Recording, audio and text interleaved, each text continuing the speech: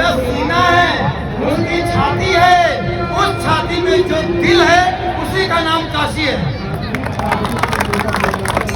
इस बार हम निकल पड़े दिल्ली से महादेव की नगरी बनारस अपनी गाड़ी से, क्योंकि हमारे परिवार को अपने वाहन से यात्रा करना हमेशा सुगम लगता है। बस जब इच्छा करे निकल जाइए यात्रा पर, वो भी पूरे परिवार के साथ।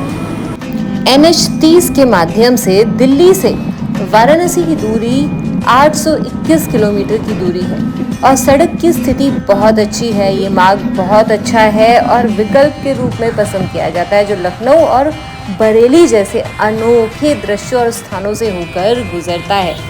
करीब 12 घंटे का सफर तय करके हम पहुंच गए थे भोलेनाथ की नगरी बनारस।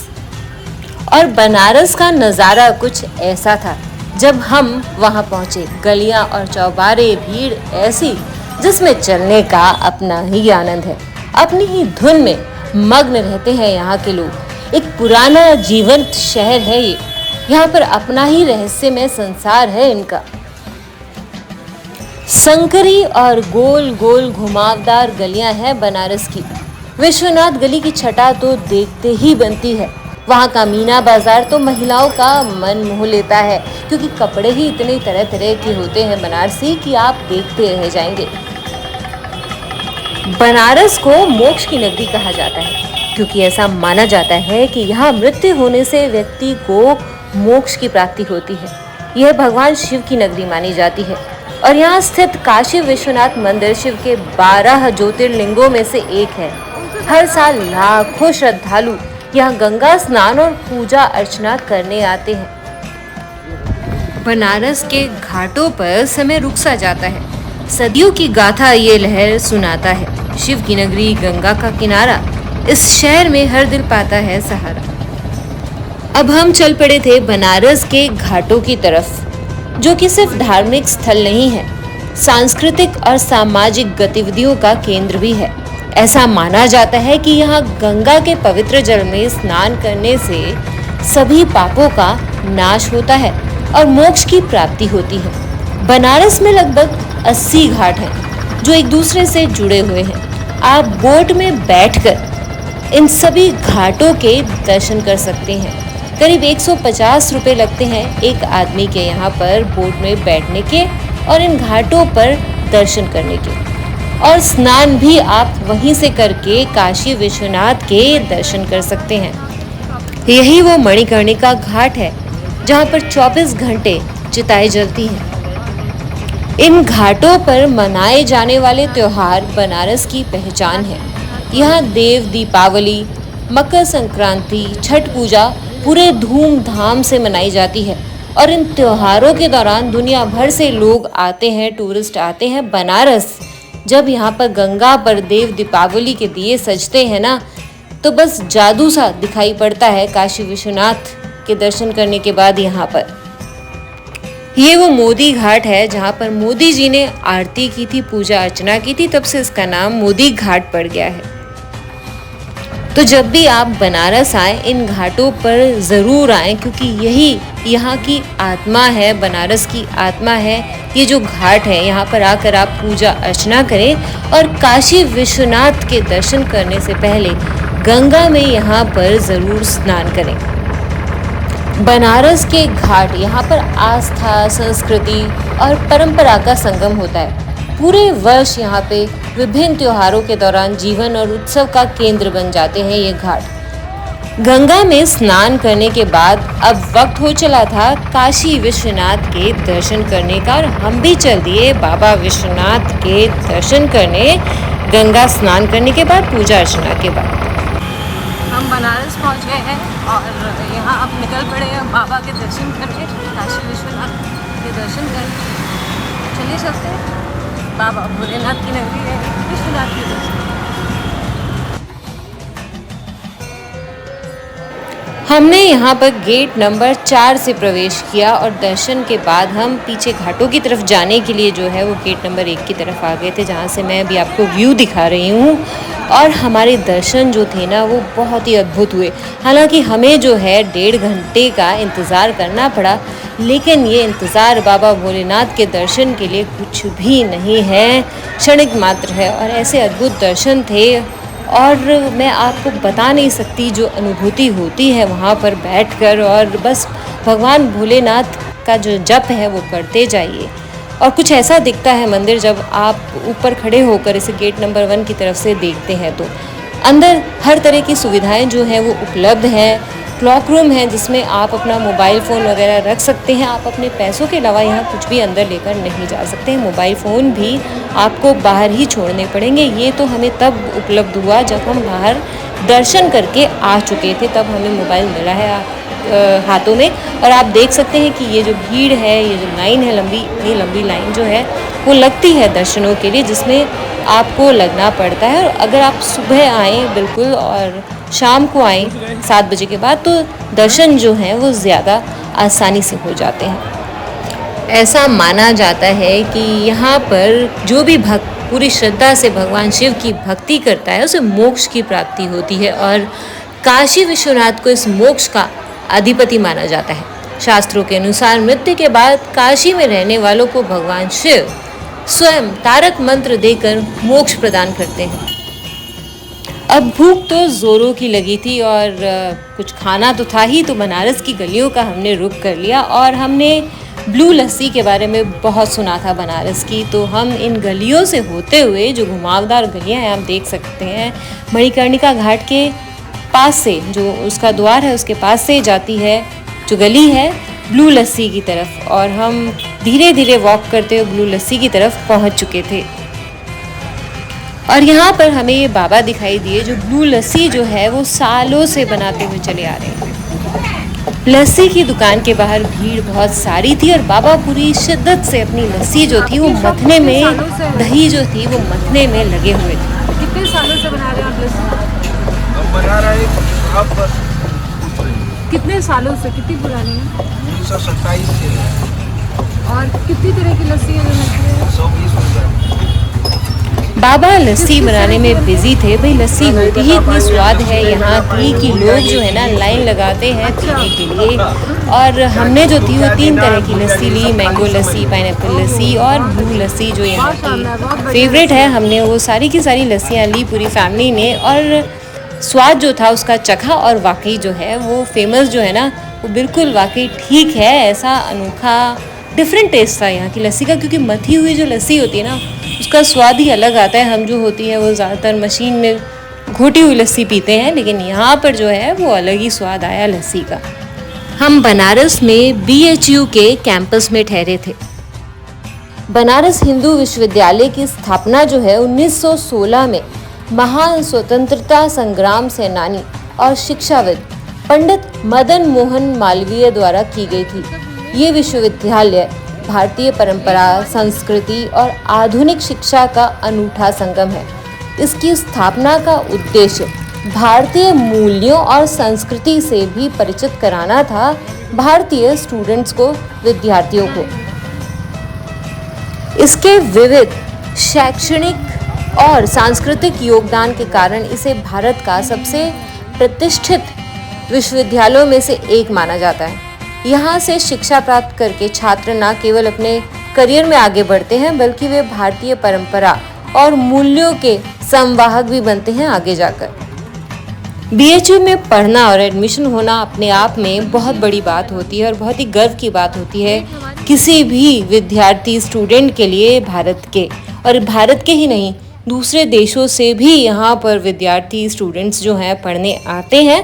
और एक बहुत ही अच्छा एटमॉस्फेयर, वातावरण है जो यहाँ पर विद्यार्थियों को मिलता है। बहुत ही शांति है यहाँ पर, और ज़्यादातर जो विद्यार्थी हैं, स्टूडेंट्स हैं, मैंने उनको साइकिलिंग करते हुए यहाँ पे देखा, जो बहुत ही मुश्किल होता है आजकल देख पाना। और अब हम निकल पड़े थे बटुक भैरव के दर्शन करने। हम आपको घुमाते हैं वाराणसी, और ये है बटुकनाथ भैरव की मूवी, काशी के भगवान भैरव बाबा। अब आपको हम करवाएंगे भैरव बाबा के दर्शन। चलिए आप वाराणसी के भी दर्शन करें। तो हमने यहाँ पर दर्शन किए बटुक भैरव बाबा के, और हमें यहाँ पर बताया गया कि बटुक भैरव बाबा के दर्शन अगर आपने पहले कर लिए ना, तो आपको उल्टे पैर भैरव बाबा के दर्शन करने उनके मंदिर जाना पड़ेगा। और हमें इस बात की जानकारी नहीं थी, तो हमने जैसे ही बटुक भैरव के दर्शन किए, क्योंकि वो छोटे भाई हैं और बड़े भाई के पास जाना ज़रूरी है, और भैरव बाबा काशी के कोतवाल हैं, तो हमें वहाँ पर जाना था ही। तो हम उल्टे पैर बटुक भैरव के दर्शन करके चल दिए भैरव बाबा के दर्शन करने। भीड़ का बहुत शोर था, इसलिए हम जो थी यहाँ पर जो हमारे पुजारी थे उनकी बात आपको सुना नहीं पाए। उन्होंने हमें बताया कि ये जो हैं बटुक भैरव जो हैं वो छोटे भाई हैं और ये बड़े भाई हैं, तो अगर दोनों से बना के रखनी है तो आपको पहले, अगर आपने छोटे भाई के दर्शन कर लिए तो बड़े भाई के दर्शन करने ही पड़ेंगे। तो जैसे ही हम वहाँ पे पहुँचे, करीब 11 बजे का टाइम था जब हम भैरव बाबा के दर्शन करने पहुँचे, और भीड़ उतनी नहीं थी। तो हमने जो दर्शन थे ना वो ऐसे किए कि हमने सोचा भी नहीं था कि हमें भैरव बाबा के दर्शन जो है ना इतनी आसानी से हो जाएंगे, और इस तरह की कृपा होगी भैरव बाबा की हमारे ऊपर, काशी के कोतवाल की, कि बगैर भीड़ के, बगैर लाइन के, बस जैसे ही हम वहाँ पर पहुँचे और सब कुछ हमें ऐसा लगा कि हमारे लिए ना सुगम हो गया एकदम, और हम चलते चले गए और भैरव बाबा के मंदिर के अंदर पहुँच गए। और आरती होने ही वाली थी तब, और द्वार जो थे वो बंद किए जा रहे थे कि रोक दिया जाता है दर्शन तब तक जब तक कि आरती होती है। तो भीड़ जो थी, क्योंकि जैसे ही 12 बजने से पहले क्योंकि मंदिर बंद होता है, तो पट बंद होते हैं, तो भीड़ एकदम शुरू हो जाती है। तो उस वक्त हम पहुँचे थे और देखिए दर्शन हमें ऐसे हुए भैरव बाबा के।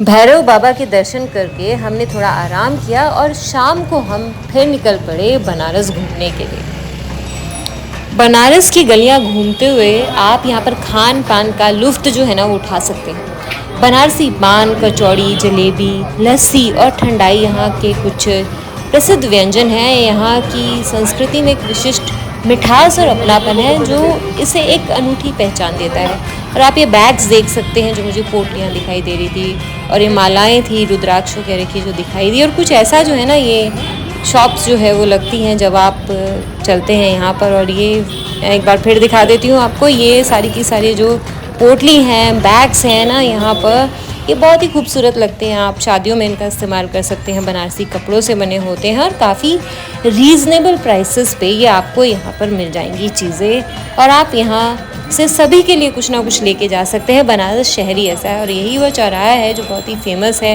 यहाँ पर आपको साधु सन्यासी बैठे हुए दिखाई देंगे, और आजकल बच्चों को लेकर भी लोग बनारस बहुत आते हैं। जो इस तरह की भीड़ पहले नहीं देखी जाती थी, जो अब देखी जाती है, तो एकदम से जो भीड़ है ना वो बढ़ गई है बनारस में। और रात को मैं आपको नज़ारा दिखाती हूँ बनारस का। अब बनारस आए हैं तो रात को बनारस के घाट पर ना जाएं, ऐसा कैसे हो सकता है।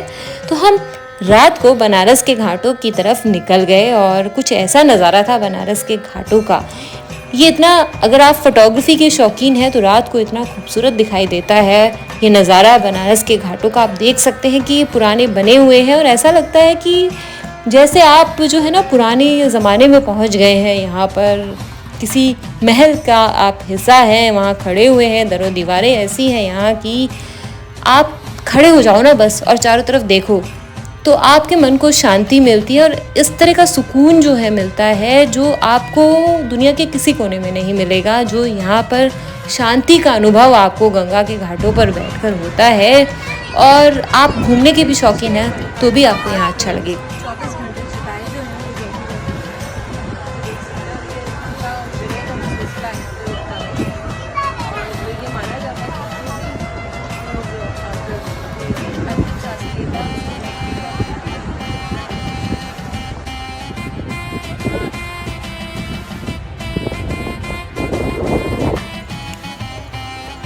ये शहर सोता नहीं है, पूरी रात जागता है।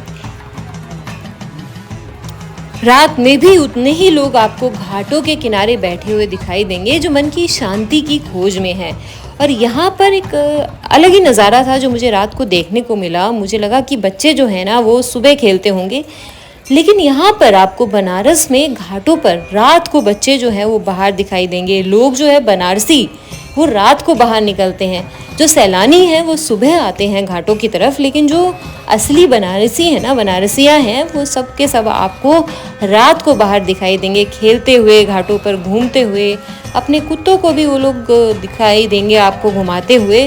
तो ये सारे नज़ारे जो है ना आपको देखने हैं, तो आपको रात को घाटों की तरफ आना पड़ेगा, क्योंकि ये आप मिस नहीं कर सकते ये सब देखना, क्योंकि ये एक अलग ही एक्सपीरियंस है जो रात को होता है यहाँ पर आकर, जो दिन में आपको नहीं देखने को मिलेगा। वो बनारस आप रात को देख पाएंगे। बहुत ही खूबसूरत, बहुत ही अद्भुत भोलेनाथ की नगरी। काशी भारत का ऐसा नगर है जो अपने धार्मिक, सांस्कृतिक और साहित्यिक वैभव के लिए विश्व भर में प्रसिद्ध है।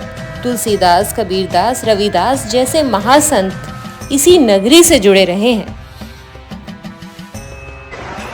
रात में कुछ ऐसा दिखता है काशी विश्वनाथ का मंदिर। हमने सोचा एक राउंड जो है, चक्कर जो है अंदर का मार लेते हैं, और हम मंदिर के अंदर चल पड़े। और ये कुछ मैजिकल, अद्भुत नज़ारा जो था हमें देखने को मिला काशी विश्वनाथ मंदिर का।